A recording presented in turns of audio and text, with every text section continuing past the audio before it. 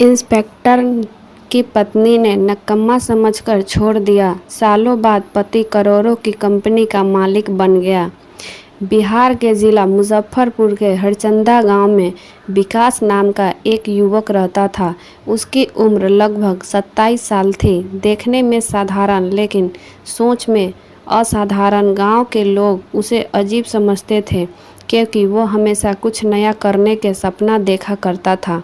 कभी वह खेती के लिए नई मशीन का डिज़ाइन बनाता, कभी मोबाइल ऐप का आइडिया दिखाता और कभी घंटों बैठकर बिजनेस प्लान तैयार करता। उसके पास बड़े सपने तो थे लेकिन उन्हें पूरा करने के लिए पर्याप्त साधन नहीं था। विकास की पत्नी का नाम कविता था। मुजफ्फरपुर शहर में पुलिस विभाग में सब इंस्पेक्टर थी। नौकरी, अनुशासन और जिम्मेदारी उसकी पहचान थी। शादी के शुरुआती दिनों में कविता को विकास के सपने अच्छे लगते थे। उसे लगता था कि उसका पति एक दिन जरूर बड़ा करेगा, लेकिन समय के साथ हालात बदलने लगे। विकास ने कई छोटे छोटे कारोबार शुरू किए। कभी मोबाइल रिपेयरिंग सेंटर खोला, कभी ऑनलाइन सर्विस का काम शुरू किया और कभी मशीन बनाने का प्रयास किया, लेकिन हर बार उसे नुकसान उठाना पड़ा। उधर कविता की नौकरी में तरक्की हो रही थी और इधर विकास में असफलताएं बढ़ती जा रही थी। धीरे धीरे कविता का विश्वास कमज़ोर पड़ने लगा। उसके मायके वाले भी अक्सर उसे समझाते थे, कविता, तुम्हारा पति जिंदगी भर सपने ही देखता रहेगा। ऐसे पति के भरोसे भविष्य नहीं बनाया जाता। शुरुआत में कविता इन बातों को अनसुना कर देती थी, लेकिन बार बार सुनते सुनते वही बातें उसके मन में घर कर गई। एक शाम कविता ड्यूटी से घर लौटी। उसने देखा कि विकास फिर से कागज़ों और नक्शों में उलझा हुआ बैठा था। कविता का गुस्सा फूट पड़ा। घर चलाने के लिए सपने नहीं, पैसे चाहिए होते हैं विकास। विकास ने शांत स्वर में कहा, बस थोड़ा और समय दे दो कविता, मुझे यकीन है एक दिन सब बदल जाएगा। लेकिन कविता थक चुकी थी। दोनों के बीच बहस हुई और पहली बार कविता ने साफ शब्दों में कह दिया, अगर जल्दी कुछ नहीं बदला तो मैं अलग होने के बारे में सोचूंगी। यह सुनकर विकास का दिल टूट गया। उसे अपनी पत्नी से बहुत प्यार था, लेकिन वह अपने सपनों को भी छोड़ना नहीं चाहता था। कुछ दिनों बाद गांव में एक ऐसी घटना हुई जिससे विकास की ज़िंदगी पूरी तरह बदल दी। हरचंदा गांव में एक बड़े व्यापारी का घर था। एक रात उसके घर में लाखों रुपए चोरी हो गए। व्यापारी ने बिना किसी सबूत के विकास पर आरोप लगा दिया। कारण सिर्फ इतना था कि कुछ दिन पहले विकास उससे अपने नए प्रोजेक्ट के लिए आर्थिक मदद मांगने गया था। देखते ही देखते पूरे गांव में अफवाह फैल गई। लोग कहने लगे कि पैसों की कमी ने विकास को चोर बना दिया। मामला पुलिस तक पहुंचा और संयोग से जांच की जिम्मेदारी कविता टीम को मिली। जब पुलिस गांव पहुंची तो कुछ लोग विकास को पकड़ रहे थे। विकास बार बार कह रहा था, मैं निर्दोष हूँ, मैंने कोई चोरी नहीं की, लेकिन कोई उसकी बात सुनने को तैयार नहीं था। कविता ने भी उस समय उसकी बात पर भरोसा नहीं किया। विकास को थाने ले जाया गया। पूरी रात वह अपनी बेगुनाही साबित करने की कोशिश करता रहा, लेकिन उसकी बात सुनने वाला कोई नहीं था। सबसे ज़्यादा दर्द उसे इस बात का था कि उसकी पत्नी ने भी उस पर विश्वास नहीं किया। अगले दिन अचानक मामले में नया मोड़ आया। गांव का एक युवक जो नशे की लत में बुरी तरह फंस चुका था, खुद थाने पहुंचा। उसने चोरी की पूरी जिम्मेदारी अपने ऊपर ले ली। उसकी निशानदेही पर सारे पैसे की बरामद हो गए। अब साफ हो चुका था कि विकास निर्दोष था। उसे तुरंत रिहा कर दिया गया, लेकिन उसका सम्मान वापस नहीं लौटा। गांव वालों की नज़रों में वह अब भी शक के घेरे में था। सबकी बड़ी चोट उसे कविता के व्यवहार से लगी थी। घर लौटने के बाद उसने आखिरी बार कविता से बात करने की कोशिश की। उसने कहा, मैं निर्दोष था और हमेशा रहूँगा। लेकिन कविता का मन बदलने को तैयार नहीं था। उसका विश्वास पूरी तरह टूट चुका था। उसी समय कविता के जीवन में एक बड़ा रहस्य छिपा हुआ था। वह माँ बनने वाली थी, लेकिन उसने यह बात विकास को नहीं बताई। कुछ महीनों बाद दोनों के बीच तलाक हो गया। विकास ने बहुत समझाने की कोशिश की, लेकिन कविता अपने फैसले पर अड़ी रही। तलाक के कागज़ों पर हस्ताक्षर करते समय विकास को ऐसा लगा जैसे उसकी पूरी दुनिया खत्म हो गई हो। कई दिनों तक वह घर से बाहर नहीं निकला। एक रात उसने अपनी बूढ़ी माँ से कहा, माँ, अब इस गांव में रहकर कुछ नहीं होगा। अगर किस्मत बदलनी है तो जगह भी बदलनी पड़ेगी। माँ ने बेटे की आंखों में देखा। उन्हें आज भी अपने बेटे का पूरा भरोसा था। उन्होंने कहा, बेटा, भगवान देर करता है लेकिन अंधेर नहीं। कुछ ही दिनों बाद विकास और उसकी माँ ने अपनी बची हुई ज़मीन बेच दी और एक सुबह बिना किसी शोर शराबे के हरचंदा गांव छोड़ने की तैयारी कर ली। घर से निकलते समय विकास ने आखिरी बार अपने पुराने आंगन की तरफ देखा और मन ही मन कहा, मैं लौटूंगा ज़रूर, लेकिन तब जब मेरी पहचान नाम से होगी। यहीं से उसके संघर्ष की नई शुरुआत होने वाली थी। हरचंदा गांव छोड़ने के बाद विकास अपनी मां सावित्री देवी के साथ हैदराबाद पहुंच गए। यह शहर उसके लिए बिल्कुल नया था। न कोई अपना था, न कोई पहचान।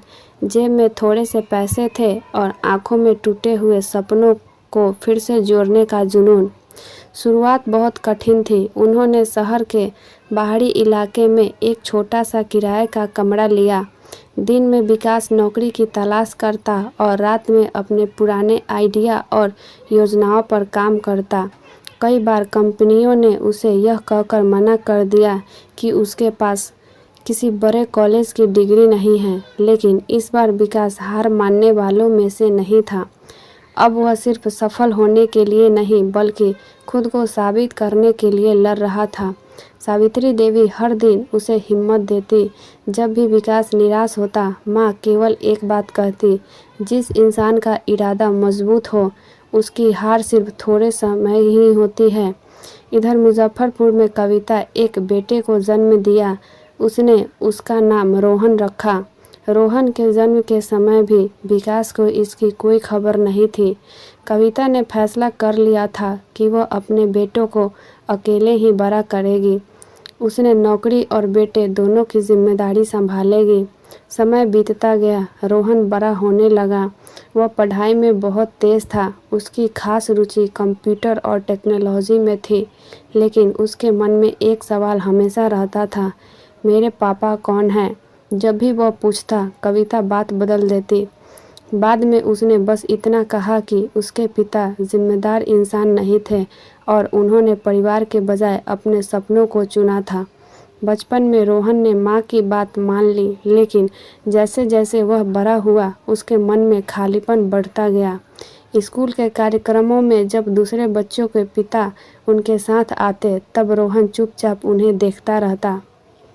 कविता उसे हर खुशी देने की कोशिश करती, लेकिन पिता की कमी कोई नहीं भर सकता था। उधर हैदराबाद में विकास की ज़िंदगी धीरे धीरे बदलने लगी। कई महीनों की कोशिश के बाद उसके एक छोटी सॉफ्टवेयर कंपनी में नौकरी मिल गई। वेतन बहुत कम था, लेकिन सीख का मौका बड़ा था। दूसरे कर्मचारी समय पूरा होते ही घर चले जाते, लेकिन विकास देर रात तक बैठकर काम करता रहता। वह नई तकनीकों को सीखता, समस्याओं के समाधान खोजता और अपने सपनों को जिंदा रखता।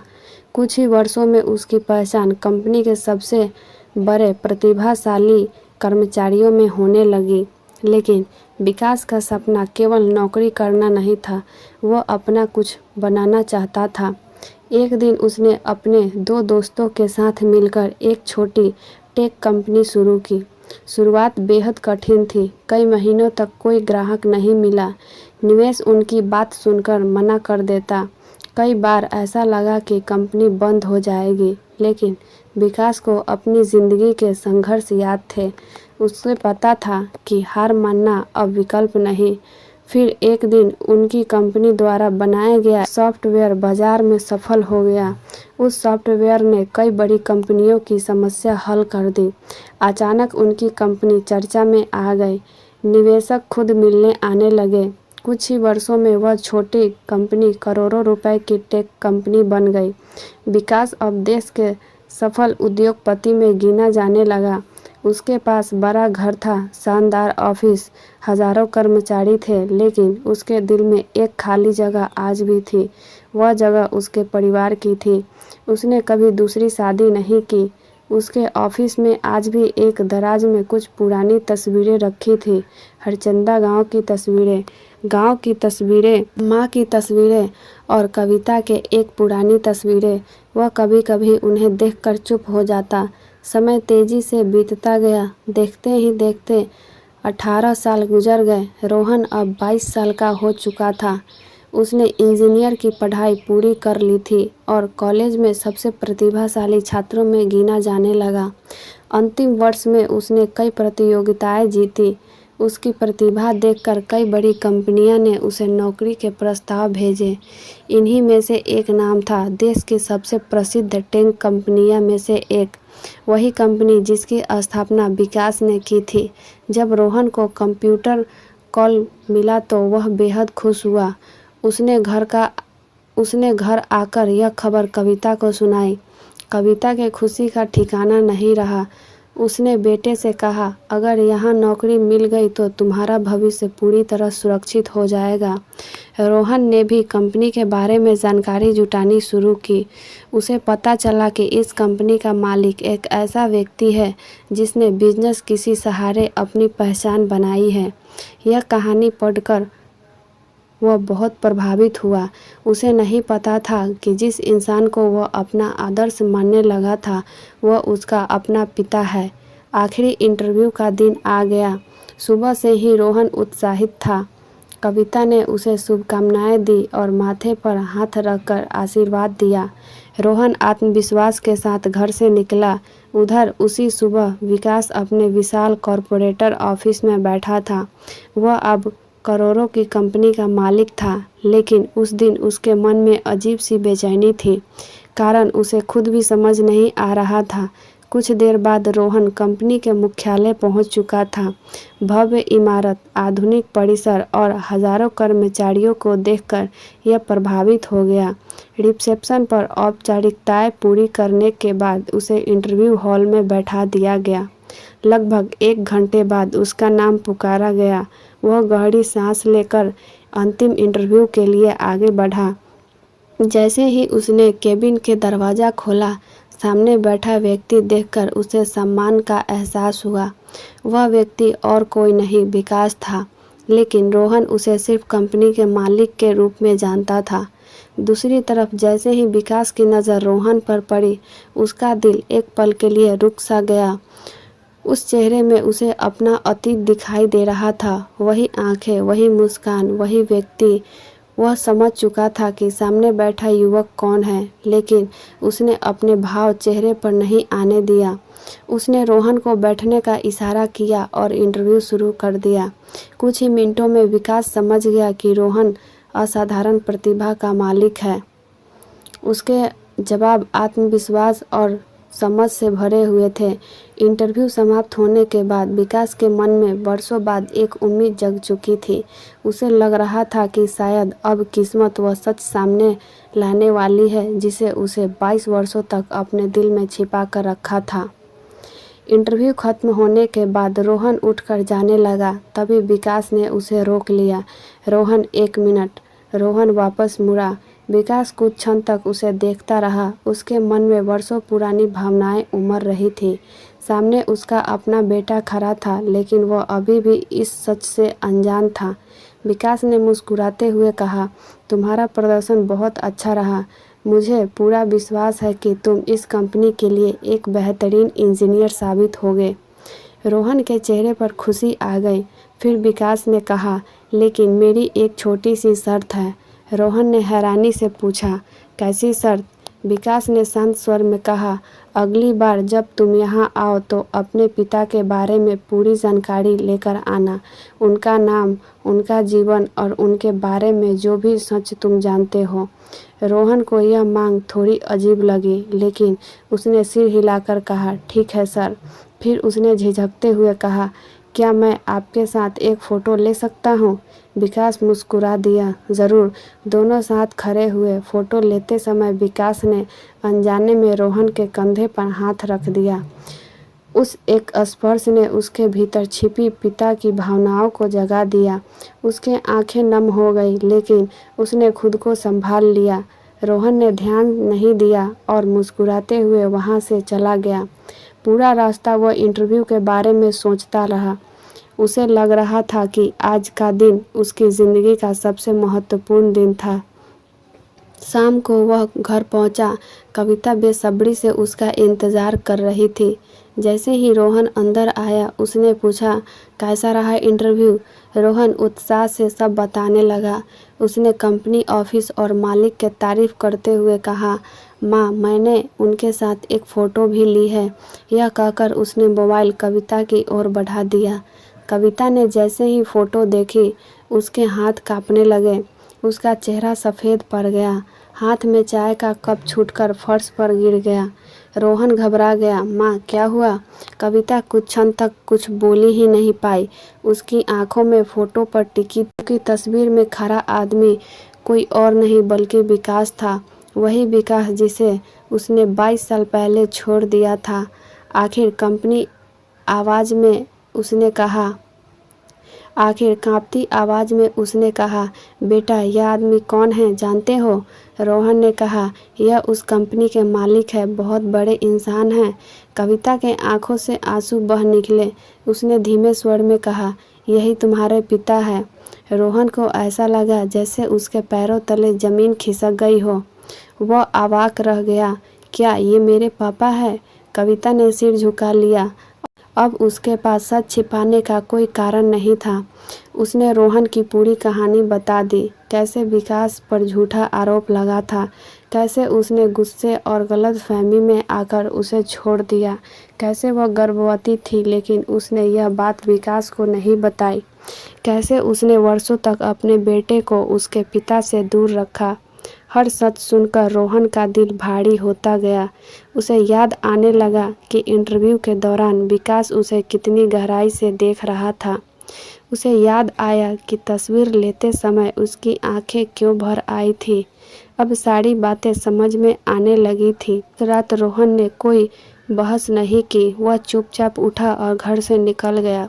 कविता उसे रोकना चाहती थी, लेकिन जानती थी कि अब वह समय सच का सामना करने का था। करीब 1 घंटे बाद रोहन फिर उसी कंपनी के मुख्यालय पहुंचा। रात हो चुकी थी, ज़्यादातर कर्मचारी जा चुके थे, लेकिन सबसे ऊपर वाले केबिन में अभी भी रोशनी जल रही थी। रोहन सीधे वहां पहुंचा। उसने दरवाज़ा खोला। अंदर विकास अकेला बैठा था। जैसे ही उसकी नज़र रोहन पर पड़ी, उसके चेहरे हल्की मुस्कान आ गई। उसे जैसे पहले से अंदाज़ा था कि यह मुलाकात होने वाली है। रोहन कुछ पल तक उसे देखता रहा, फिर उसकी आंखों से आंसू बह निकले।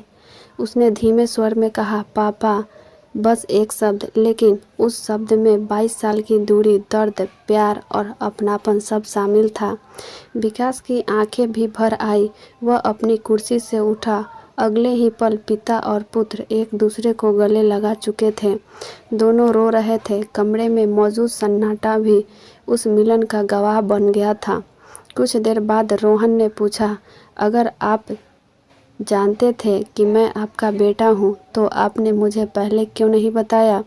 विकास ने गहरी सांस ली और फिर बोला, बेटा, मैं तुम्हारी ज़िंदगी में ज़बरदस्ती नहीं आना चाहता था। तुम्हारी माँ ने जो फैसला लिया था, मैं उसका सम्मान करता था। मुझे भरोसा था कि एक दिन सच खुद तुम्हारे सामने आ जाएगा। फिर उसने अपने संघर्ष की कहानी सुनाई। कैसे उसने हरचंदा गांव छोड़ा, कैसे उसने छोटे कमरे में शुरुआत की, कैसे असफलताओं के बीच भी उम्मीद नहीं छोड़ी, और कैसे हर सफलता के पीछे उसके मन में अपने बेटे की कल्पना थी। वह बोला, मैं चाहता था कि जिस दिन तुम मेरे सामने आओ, उस दिन तुम्हें मुझ पर शर्म नहीं, गर्व महसूस हो। रोहन की आंखें फिर भर आई। तभी केबिन के बाहर आहट हुई। दोनों ने मुड़कर देखा। दरवाजे पर कविता खड़ी थी। उसकी आंखें लाल थी। वह धीरे धीरे अंदर आई। कुछ क्षण तक कमरे में सन्नाटा रहा। फिर वह विकास के सामने खड़ी होकर बोली, मुझे माफ़ कर दो। उसकी आवाज़ काँप रही थी। मैंने तुम्हें समझने की कोशिश नहीं की। मैंने अपनी नाराज़गी को ही सच मान लिया। मैंने तुम्हारे साथ बहुत बड़ा अन्याय किया। कमरे में फिर खामोशी छा गई। विकास ने उसकी ओर देखा। सच तो यह था कि समय के भीतर का गुस्सा बहुत पहले ख़त्म कर दिया था। उसने शांत स्वर में कहा, जो बीत गया उसे बदला नहीं जा सकता, लेकिन आने वाला समय ज़रूर बदला जा सकता है।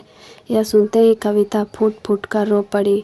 वर्षों से उसके दिल पर रखा बोझ जैसे उतर गया। अगले दिन विकास, कविता और रोहन साथ में उस घर पहुँचे। सावित्री देवी अब उम्र और बीमारी के कारण काफ़ी कमज़ोर हो चुकी थी, लेकिन जैसे ही उन्होंने अपने बेटे के साथ उसके परिवार को देखा, उनकी आंखों में खुशी की चमक उठी। कविता उसके चरणों में बैठ गई। आंसुओं से भरी आंखों के साथ बोली, माँ जी, मुझे माफ़ कर दीजिए। सावित्री देवी ने उसके सिर पर हाथ फेरते हुए कहा, बेटी, परिवार वही होता है जहाँ गलती के बाद भी लोग एक दूसरे का हाथ नहीं छोड़ते। उस दिन वर्षों बाद उस घर में सच्ची खुशी लौटी थी।